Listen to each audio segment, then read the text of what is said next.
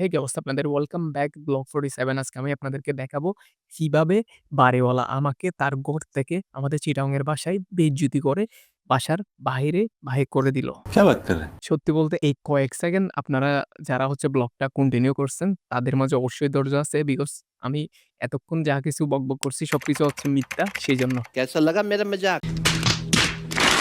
২ পাশে রাস্তার যানজটের মধ্যে হচ্ছে যেই জায়গাটা দেখতে পারতেছেন, এইটা হচ্ছে বসুন্ধরা ডালি ফুড কোর্ট। এই ফুড কোর্টের মাঝে সত্যি বলতে লাস্ট 4 মান্থে কত স্মৃতি আছে আমার সেগুলো হচ্ছে বলার মতো না। ইভেন বসুন্ধরার আশেপাশে যারা থাকে তারা হচ্ছে সবাই হচ্ছে এই ফুড কোর্টটাকে চিনে। স্পেশালি যারা হচ্ছে বসুন্ধরা এবার কেয়ার হাসপাতালে আসে তারা। অনেকদিন পরে এলাকা ছেড়ে চলে যাচ্ছি। এই বসুন্ধরায় হাজারো স্মৃতি আছে। আই হোপ এই রমজানের পরে হচ্ছে আবার কি করব, রমজানের পরে হচ্ছে আবার একটা বাসা দেখবো, বাসা থেকে আবার হচ্ছে এই বসুন্ধরাতে ব্যাক করব। ঢাকাতে আসার পরে হচ্ছে আমার one of the best favourite place বলতে পারেন এই বসুন্ধরা। অনেক দেখছি ঢাকাতে, মানে অনেক ভালো ভালো কি আছে প্লেস আছে, তার মধ্যে একটা আমি জানি না কেন জানি না আমার কি ভালো লাগে এই বসুন্ধরাটা। আরো অনেক বসুন্ধরা আছে, আরো অনেক উন্নত মানের জায়গা আছে ঢাকাতে। এটা হচ্ছে আপনার টিআর স্পোর্টসের টিআর স্পোর্টস চ্যানেলের রোড, আর এটা হচ্ছে আপনার যমুনা ফিউচার পার্কে যাওয়ার রাস্তা। এটা হচ্ছে সেই স্বপ্ন যেখান থেকে হচ্ছে কোটি কোটি মানুষের হচ্ছে কি স্বপ্ন কেনা বেচা করা হয়। প্রায় হচ্ছে 300 ফিটের কাছাকাছি চলে আসছি, আর একটু সামনে গেলে হচ্ছে 300 ফিট। আর এটার মেবি রাস্তায় যদি জ্যাম না থাকে আমাদের সর্বোচ্চ হচ্ছে 20 মিনিট মতো লাগবে যদি জ্যাম না থাকে। যদি জ্যাম থাকে তাহলে তো আজকে যাইতে হবে না। সো এই সামনে যেটা দেখতে পাচ্ছেন এটাই হচ্ছে আপনার 300 ফিট এই সামনের রাস্তাটা। এই বসুন্ধরা থেকে সোজা আসতেছে হচ্ছে এখন অ্যাপোলো গেট থেকে সোজা হচ্ছে এই আপনার 300 ফিট দিয়ে হচ্ছে আপনার কাওলা দাখিল মাদ্রাসা এদিকে যাব। এটাই হচ্ছে সেই সুপরিচিত হচ্ছে কি 300 ফিট দেখতে পাচ্ছেন আপনারা। সো বিদায় বসুন্ধরা। 300 ফিটে ঢুকলাম আমরা, এখন হচ্ছে বাইর হবো এই রাস্তা দিয়ে। দেখেন রাস্তায় জ্যাম না থাকলে সবচেয়ে বেশি ভালো। এখন হচ্ছে সেই হাজার হাজার বছর ধরে বসে থাকা জ্যামের ওভারব্রিজ উঠবো আমরা। ওভারব্রিজটা ফ্লাইওভারে। এই ফ্লাইওভার ওঠার জন্য এমন সময় গেছে আপনার 2 ঘন্টা জ্যামে পড়ছি। কোরবানের আগে 2 ঘন্টা জ্যামে বসে থাকতে হয়েছিল এই শুধুমাত্র এই ফ্লাইওভার উঠে উত্তরা যাওয়ার জন্য। এই ফ্লাইওভার থেকে হচ্ছে সবচেয়ে সুন্দর একটা হচ্ছে জায়গা দেখা যায়, যেটা হচ্ছে আপনার এই যে আপনার রেলের রাস্তাটা। এটা দেখেন সুন্দর একটা কি ভিউ দেখা যায় এখান থেকে। বিমানবন্দরে চলে আসছি, প্রায় বিমানবন্দরের কাজ সেই শুরু হয়েছে, তবে শেষ হওয়ার কোনো কি নাম নাই। বিমানবন্দরের আশেপাশে জ্যাম নাই, কিন্তু অন্যান্য দিন উত্তরা যাওয়ার সময় খুব বেশি হচ্ছে প্যারা নিতে হয়। আজকে দেখতেছেন হচ্ছে বিমানবন্দরের আশেপাশে তেমন হচ্ছে একটা জ্যাম নাই বললেই চলে। আমরা হচ্ছে এই দিক দিয়ে যাবো, সোজা হচ্ছে আবার ইউ টার্ন নিতে হবে আমাদের রেলগেট আসার জন্য। আমার পেছনে হচ্ছে বিমানবন্দর দেখতেছেন, এটাই হচ্ছে কাওলা রেলগেট। ও হো ম্যান, আমিও আসছি হচ্ছে কি আপনার রেলও হচ্ছে কি রেলের জন্য হচ্ছে কি বিট দিয়ে দিছে।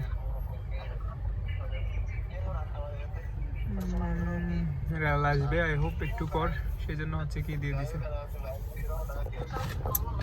ভাগ্য দেখছেন আমি আসছি, রেলটাও হচ্ছে মাত্র আসতেছে, এতক্ষণ আসতেছি তখন।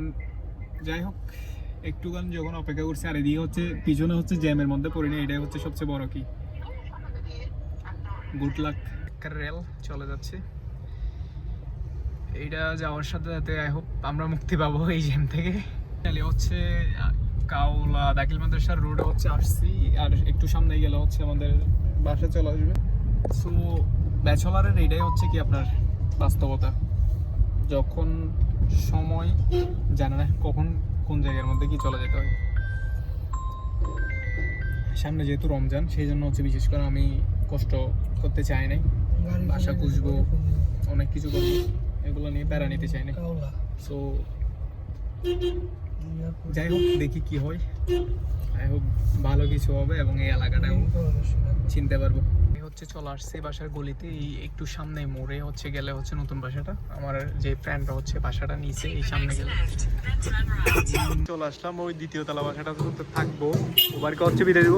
ঠিক আছে পাইছেন, ঠিক আছে জান তাহলে। তো জানি না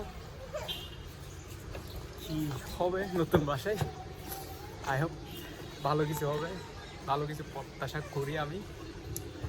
বাসায় উঠি আগে, এই হচ্ছে নতুন বাসা, মুখ দিতে হবে এখন। নতুন বাসার অবস্থা সারা দেখি। গাইডগুলো দেখতেছেন, এই কয়েকটা গাইড আনতে হচ্ছে আমার।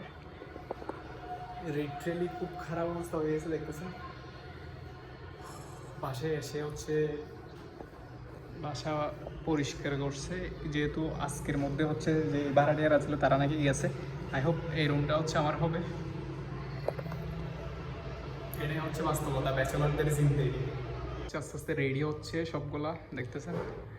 এই ফ্ল্যাটে আমরা যেহেতু 4 থেকে 5 জন থাকবো, সবাই হচ্ছে যার যার মতো করে হচ্ছে নিজের রুম হচ্ছে গুছিয়ে নিচ্ছে। সবকিছু রুমের সবকিছু হচ্ছে ঠিকঠাক করার পরে আমরা চলে গেলাম হচ্ছে মাগরিবের নামাজ আদায় করতে। মাগরিবের নামাজ পড়ার পরে হচ্ছে বাহির হয়ে দেখি সবাই হচ্ছে চাঁদ দেখাতে ব্যস্ত। স্পেশালি ওই দিন ছিল হচ্ছে রমজানের ১ম তারাবি পড়ার দিন। সেজন্য হচ্ছে সবাই চাঁদ দেখতেছে। চাঁদ দেখা যাচ্ছে একদম ছোট, আজকে হচ্ছে মাত্র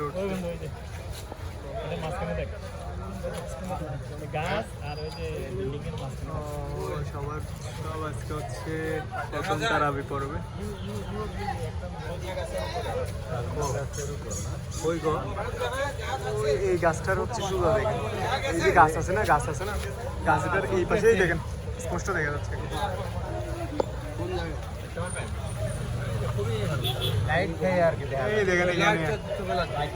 এই জায়গার মধ্যে ছোট্ট একটা দেখা যাচ্ছে।